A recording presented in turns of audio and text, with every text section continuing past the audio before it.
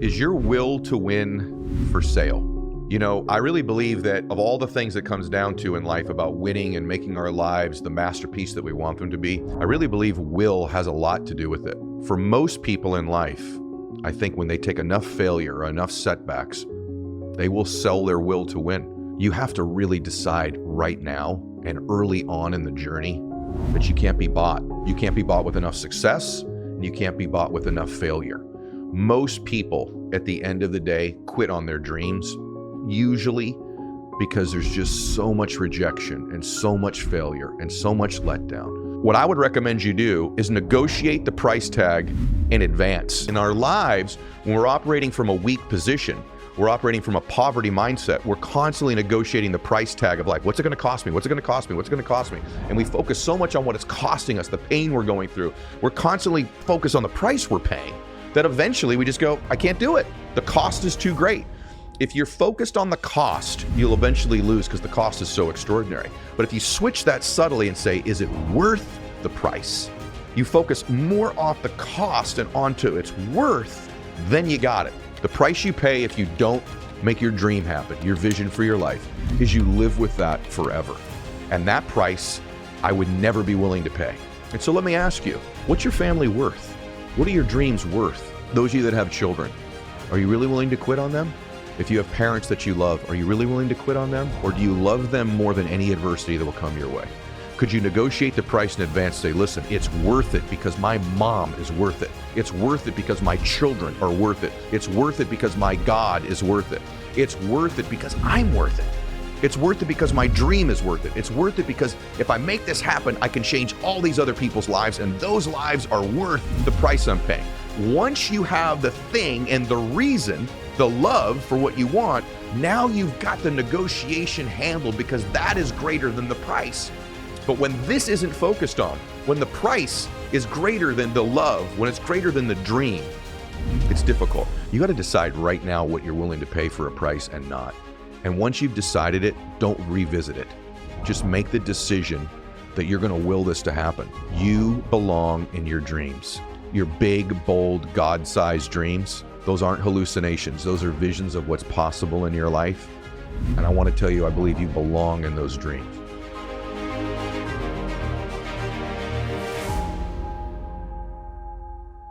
So hey guys, are you frustrated with where you're at right now? Maybe stunted in your progress? Well, if you are, I want to recommend a place for you to go called Growth Day. growthday.com/ed. It is the #1 personal development app on the planet. It's got all kinds of high performance techniques in there, courses, accountability, journaling, live speeches from some of the top influencers in the world, including me. It's an overall environment to change your life. growthday.com/ed. Welcome back to the show, everybody. So today I've got a really difficult question for you. Is your will to win for sale?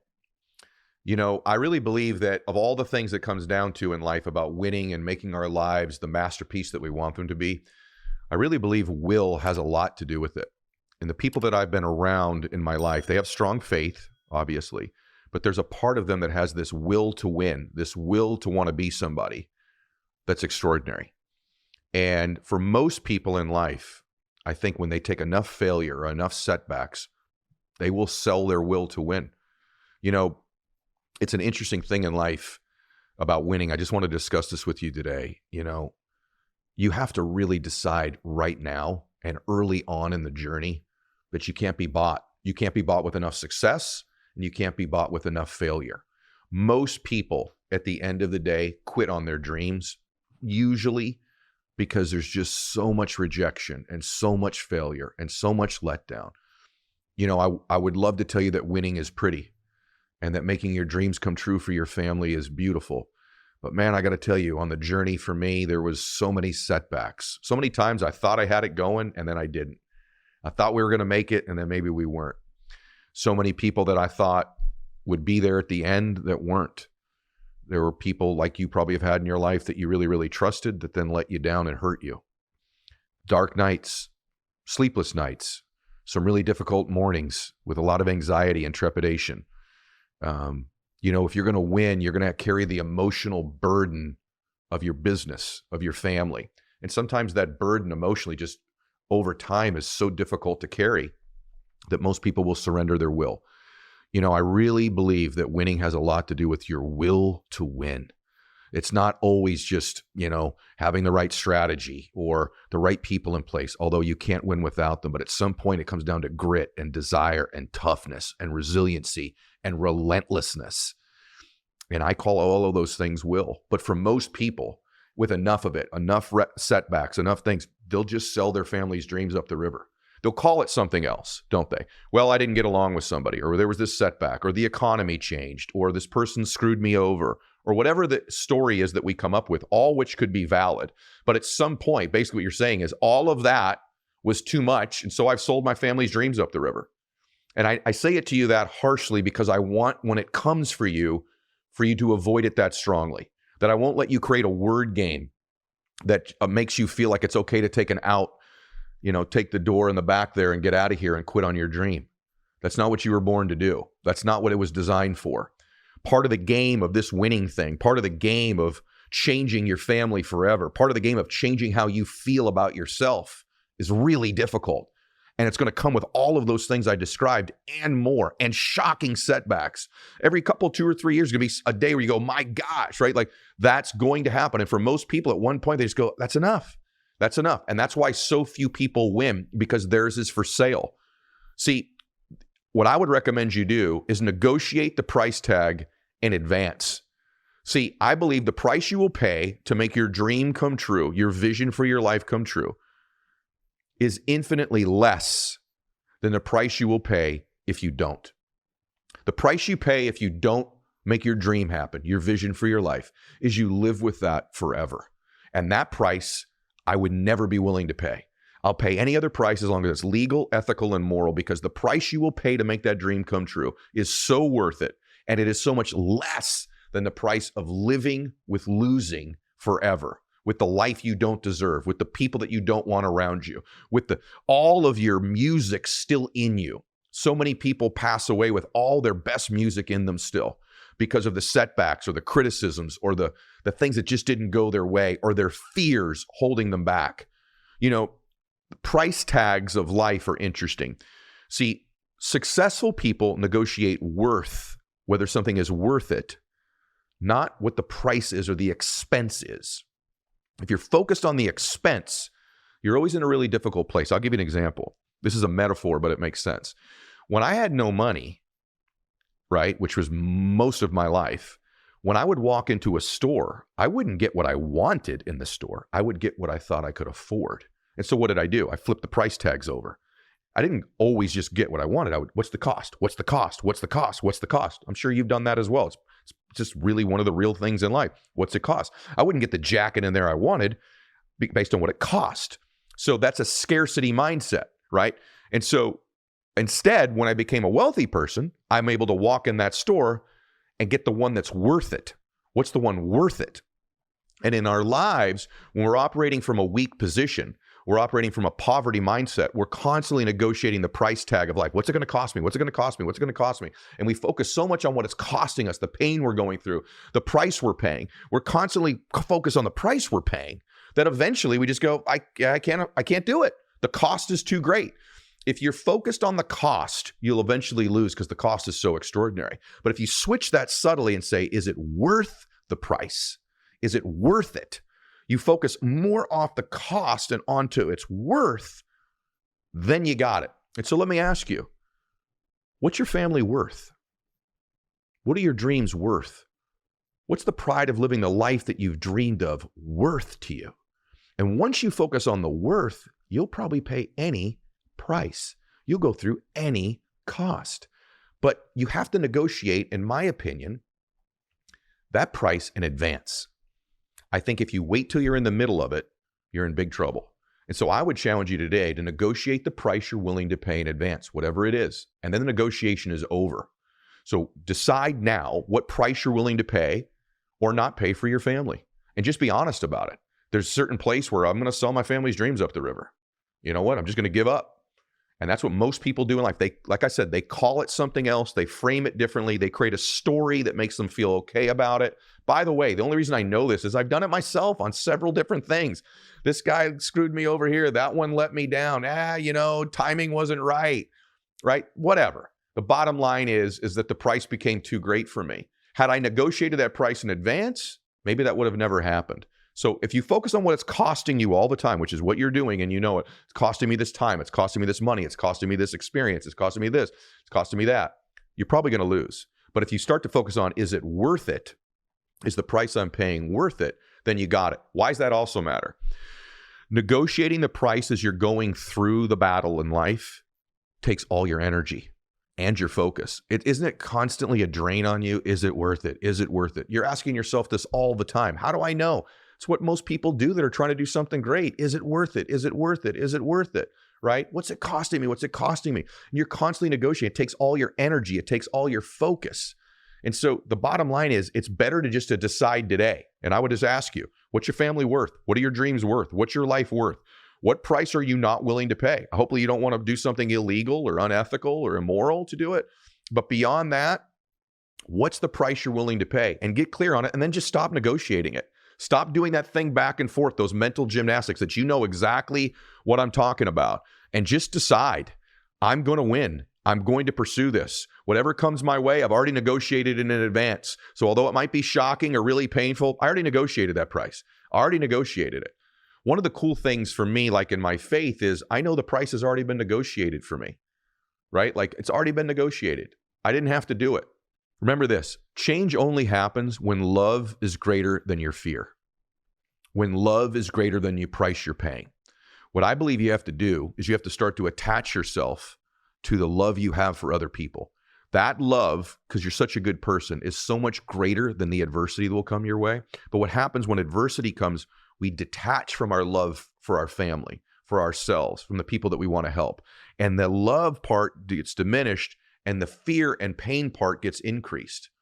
See, you show me anybody with a big old dream with enough reasons to win, and I will show you somebody who's going to win. I believe more than anything in life, having big, giant, compelling reasons why you want to win. The why is so much greater than the how or the what. The why is. And relentlessly focusing on that. When the why is big enough, you'll go through the how and you'll figure out the what, right? But in most cases in life, we don't attach those two things. People say to me all the time, I'm not even sure what will motivate me. I can tell you. Do you want to know the two things that'll motivate you in your life? I'm going to give them to you right now. You always go, I lack motivation. I lack inspiration. I can tell you what they are. They're your dreams or other people. Those are the two great motivators in life. Usually most good people won't do very much stuff for themselves. They just won't. They're too giving. They want to change other people's lives. They love other people. They put other people first. Those are the people that ultimately win long term. So the two things that will motivate you are your dreams, what your vision is for your life, and other people. Those of you that have children, are you really willing to quit on them? Are you? If you have parents that you love, are you really willing to quit on them? Or do you love them more than any adversity that will come your way? Could you negotiate the price in advance? Say, listen, it's worth it because my mom is worth it. It's worth it because my children are worth it. It's worth it because my God is worth it. It's worth it because I'm worth it. It's worth it because my dream is worth it. It's worth it because if I make this happen, I can change all these other people's lives, and those lives are worth the price I'm paying. Once you have the thing and the reason, the love for what you want, now you've got the negotiation handled because that is greater than the price. But when this isn't focused on, when the price is greater than the love, when it's greater than the dream, it's difficult. So one of the examples of that I've talked about before is Bella's wedding day. Number one key from Bella's wedding day story from many years ago, 20 years ago. Why matters most. You show me somebody with a big enough why, a big enough reason, I will show you somebody who will solve for how to do it, for what to do. I will promise you that. Why is the most important thing. You give a father a story like not being there and the picture, the mental picture in my mind of some strange man that I've never met before, having that first dance and walking Bella down the aisle on her wedding day, I'll do anything to make sure that doesn't happen. I'll do anything to be there. And I can tell you, I've done just about anything. In fact, my doctors that I'm with right now, part of that journey of staying healthy, where I found both of them, Gabrielle and Amy, is because I want to be there on that day and beyond. One of the reasons I'm willing to take this sort of downshift to some extent is yes, I'd love to help more people. And yes, I'm going to contribute. And yes, we've got one of the #1 podcasts in the world, and I'm one of the top speakers, and my businesses are growing. And all that matters. And I want to help all kinds. I want to continue to help millions of people that I've been blessed to help. But not more than I want to be there for Bella's wedding day. And so #1 key is why matters most. And if you say, I don't know what my why is, I can tell you. Let me give you a hack to find your why. Your why will always be your dreams, whatever your dreams are, or other people. Whys can be distilled down always into dreams or other people. Doing something for other people that you love or proving people wrong. And what I will tell you under the why is that love is the biggest force in the world. This show is sponsored by BetterHelp. So, I get asked a lot, what are some of the common practices or behaviors of the successful people that have been on your show? I got to tell you, most of them have been to therapy. And they've told me therapy's made a big difference in their life. It's made a big difference in my life. And so whether you've got like a real traumatic thing you want to work through in your life that you've not resolved yet, or maybe just got an emotion you'd like to get rid of or improve. Maybe it's none of that. Maybe you just got kind of something you want to talk through, a problem you want to work through. If you've been considering doing therapy, I think you should take a look at BetterHelp.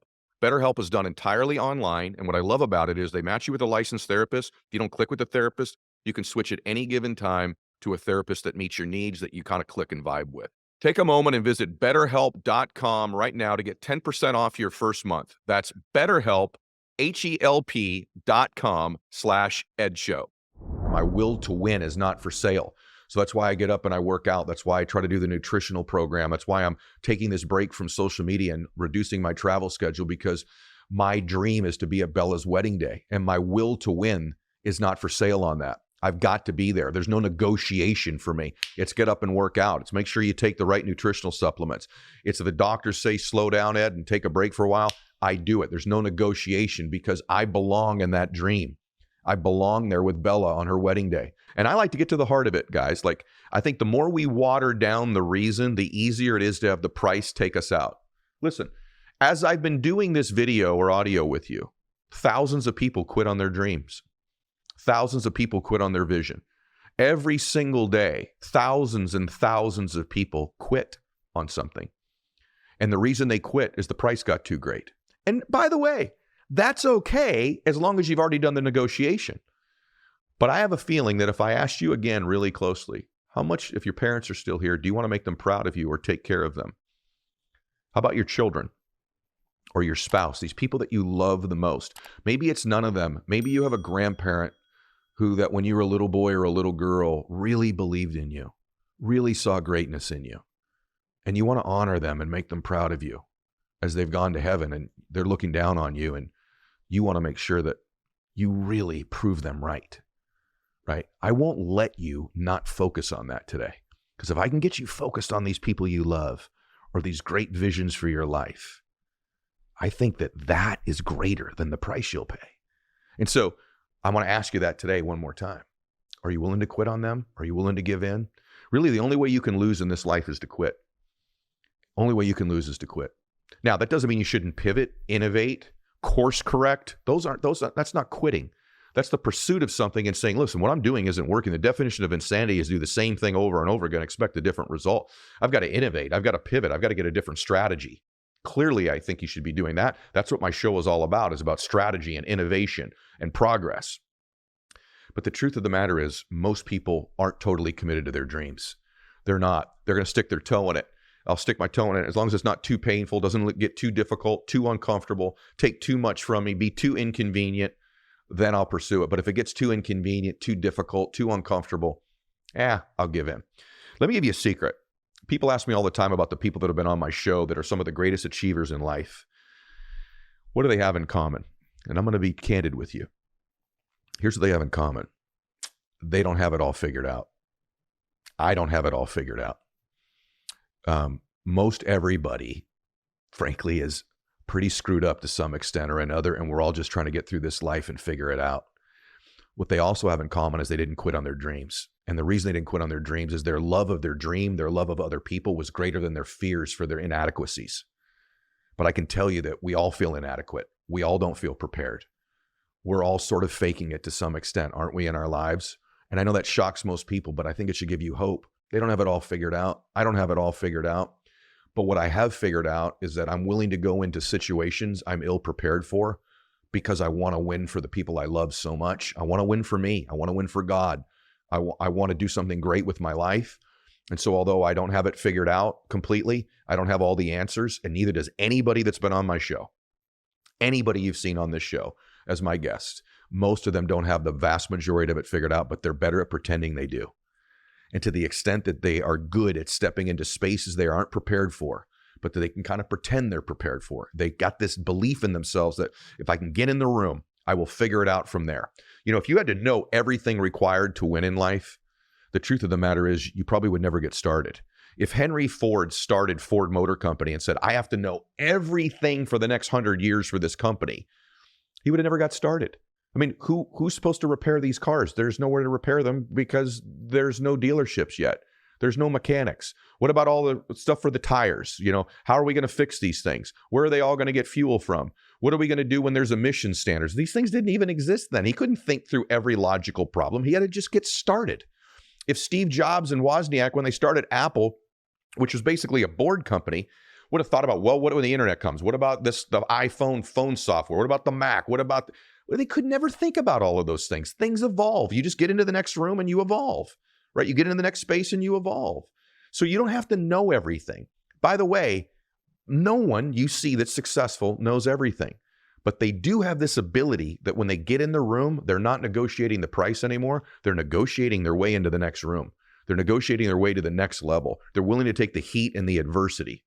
And then the other thing is this, you got to resell yourself regularly on the dream.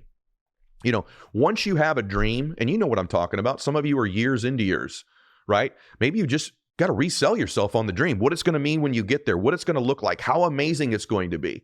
Project into the future. Listen, an idle mind really, really is in pain. It's in jeopardy. But a mind who's saying, I'm fully focused in the present, but man, the future looks so bright. The future's amazing. It's going to be incredible when we get there. Everything's going to be different. We're going to have great change. Our family's never going to be the same. We're going to get to go to this vacation and see this thing and help that many people and feel that emotion and have that memory. The truth of the matter is that your dreams in your life are not a hallucination. I believe they're a gift from God that is a glimpse into what's possible. It's like a possibility projection for your life, is when you look into the future. Dreaming is free, yet most people don't take advantage of it, or they did it once, but they haven't resold themselves the dream again. Maybe you need to go touch your dream.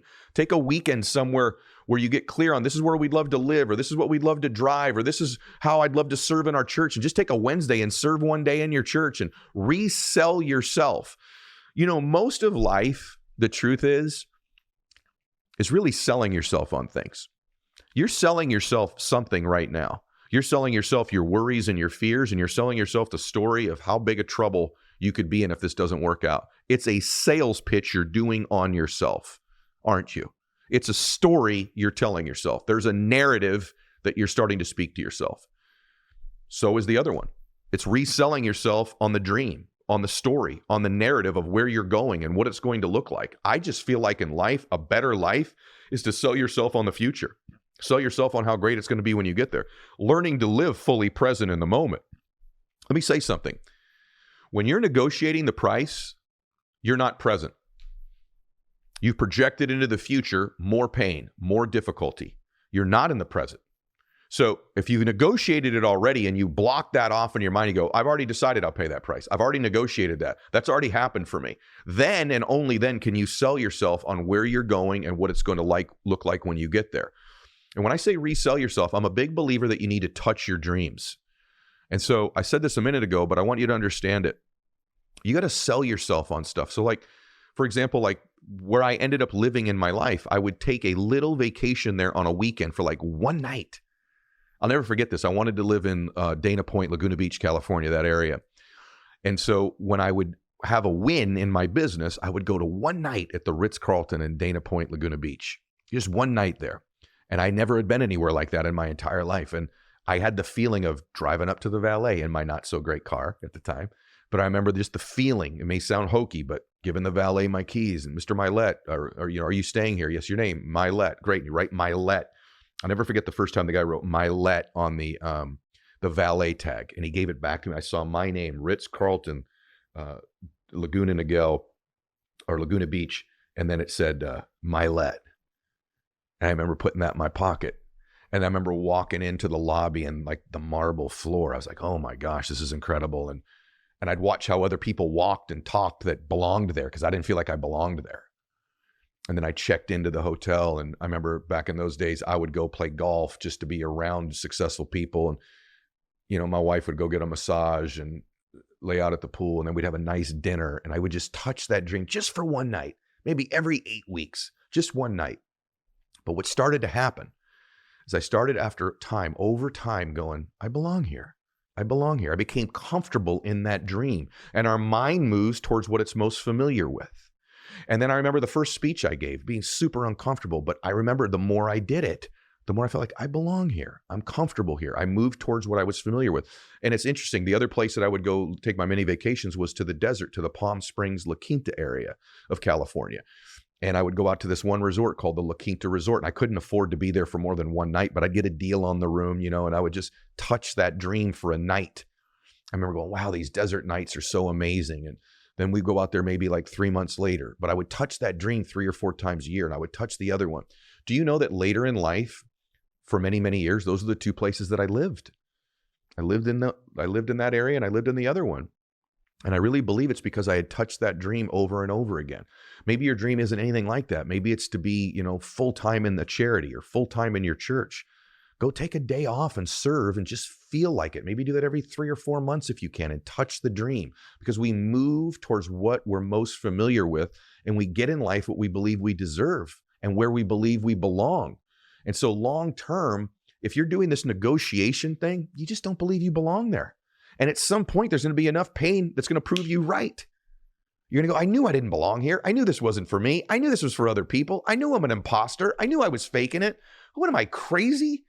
And I have to tell you, I have this happen all the time. Like I have something I'm doing right now in my life. It's a very major project. It's a property that I'm developing. And there's a lot of difficulty with it. And every time that difficulty comes up, I go, what am I doing? Am I crazy? That's not for me. That's for someone way wealthier, way more successful than me. Like, and I have this thing where like, I want to surrender, right? I'm negotiating it. So I'm not perfect at this stuff. And so a lot of times when adversity strikes, it's like proving you right. The price is too great. The price is too great. I'm literally going through this right now with something. And I have to remind myself, I'm reselling myself on the future. I'm actually tomorrow, I go visit that place just to resell myself on the dream of being there, just to resell myself on the vision. Because it's so easy when you have a vision and a dream, right? And you have it. So you establish a plan and a goal, and then you start going through the stuff, and you feel like further and further away from the vision and the dream and why you did it in the first place and the inspiration behind it. And you're more and more focused on the price. So today's podcast, I literally designed for me, right? It's the price. I'm like, gosh, it's taking a toll on me physically. It's taking a toll on me emotionally, right? Financially. Yet it's my dream. It's my dream. And so I've got to come back and go, I love this dream. I love the experiences I'll have with my friends and family more than the price right now. Stop negotiating the price, Ed. You already negotiated this price.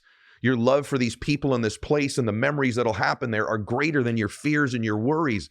And then I'm reselling myself by going back, because our mind moves towards what we're most familiar with. So if we're most familiar with our fears and our worries and our concerns, we're going to move towards it. It's like a magnet. Thoughts are magnets. They pull us towards what we're focused on. So it's very dangerous to focus on all the pain, all the price, all the cost all the time, because you're going to move towards more of it. But if you focus on how worth it is, remember this, cost versus worth, right? Then you can say, my will to win is not for sale. I can't be bought. You can't be bought with enough success, and it can't be bought with enough failure. You know, many people are bought with success. They have a dream, they get a little bit of it, and then they're bought. Their will's gone. They don't want to work like they used to work because they've got a little taste of success. They got a little taste of progress. Those people end up paying a greater price later when it goes backwards and they have to start all over again. So don't let success take your will to win, and don't let failure take your will to win. I think basically today, my message to you was, you got to decide right now what you're willing to pay for a price and not. And once you've decided it, don't revisit it. Don't revisit it. Just make the decision that you're going to will this to happen. Get some prayer about it. Get some clarity about it. Feel like you've got a conviction over it.